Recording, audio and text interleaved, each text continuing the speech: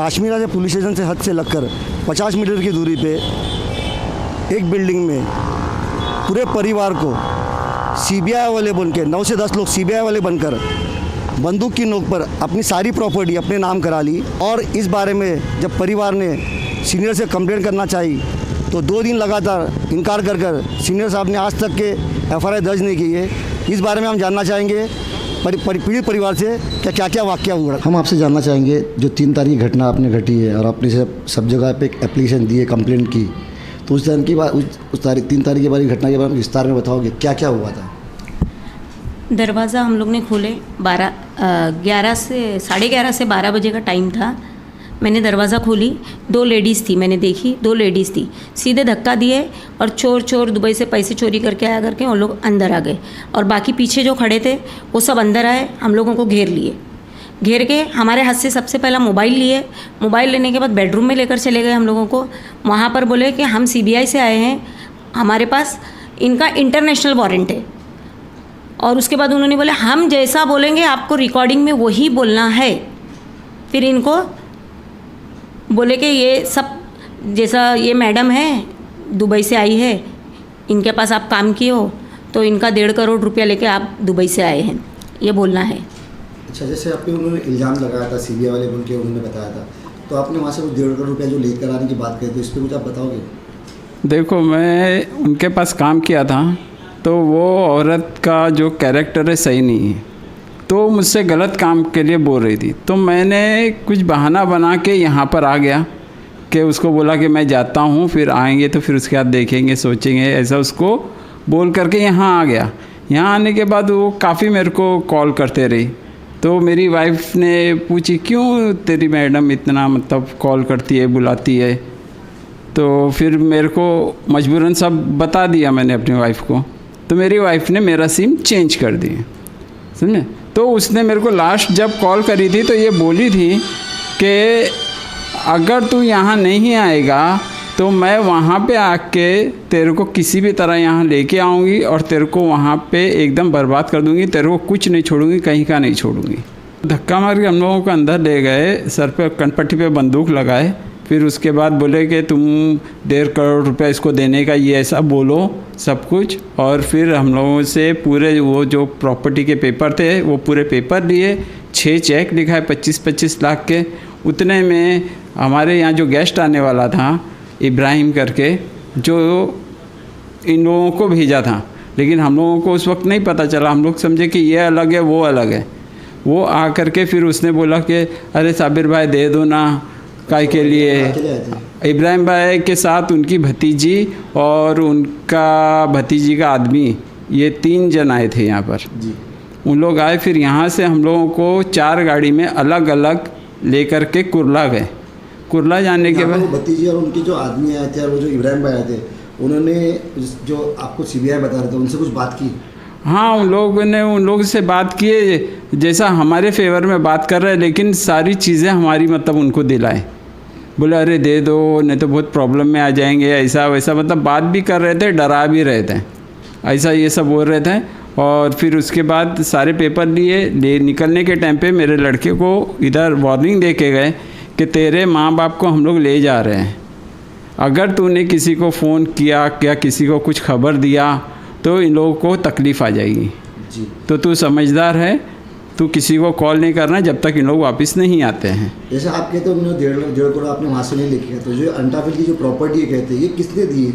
ये मेरे ससुर की है। मेरे ससुर 32 साल तक के शारजा बलदिया में काम करे हैं और उनको रिटायरमेंट हुआ, वो पैसा सब ले करके उन्होंने वो प्रॉपर्टी ख़रीदे।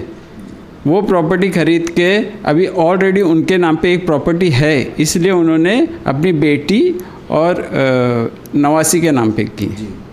और जो भिवंडी की प्रॉपर्टी कहते हैं ये प्रॉपर्टी 5 लाख की है, ये मैंने खुद ख़रीदा हूँ। मैं खुद भी मतलब 30 साल तकरीबन गल्फ़ में रहा हूँ, तो बस मैं इतना ही जुटा पाया जो है जी।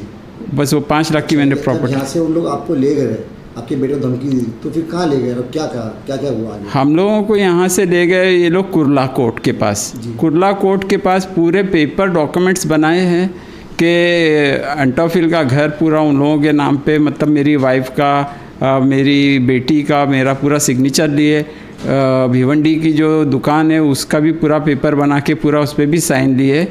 वो सब काम पूरा कुर्ला में हुआ जी। उसके आगे उसके बाद हम लोगों को लेकर के गए एंटोफिल ले जाके मेरी वाइफ को उधर लेके गए, बोले कि सारे किराएदारों को बोलो कि अभी से ये मालकिन है, इसको किराया देना है। तो मेरी वाइफ ने वैसा सब किए। फिर उसके बाद मुझको वो और मेरी वाइफ को भिवंडी लेके गए। आपकी बेटी? मेरी बेटी को कुर्ला से जब काम हुआ तो आने के टाइम पे उसको उस वक्त गोवा जाना था, 3 बजे की उसकी बस थी, वो भी उन लोगों ने डिले कराए। फिर उसके बाद उन लोगों ने ही उसका टिकट करा के साइन से उसको दूसरी बस में बिठाए गोवा के लिए।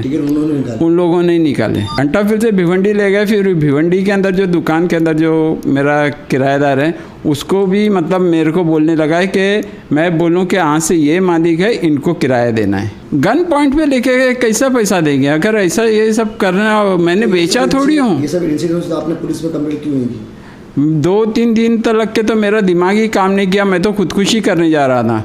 तो उतने में फिर मेरी बीवी को रहा नहीं गया, तो फिर मेरी बीवी ने मेरे भाई को फ़ोन करे।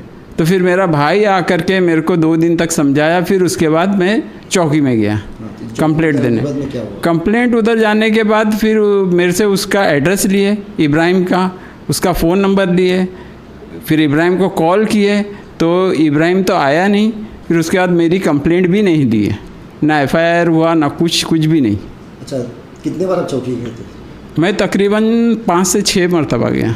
आखिरी बार सीनियर साहब ने आपको क्या कहा जब कंप्लेंट में लिखा है? जब उधर गए तो उन्होंने बोला कि उन लोगों ने जो किया अच्छा किया, तुम्हारे साथ तुमने वहाँ से पैसा लेकर आए।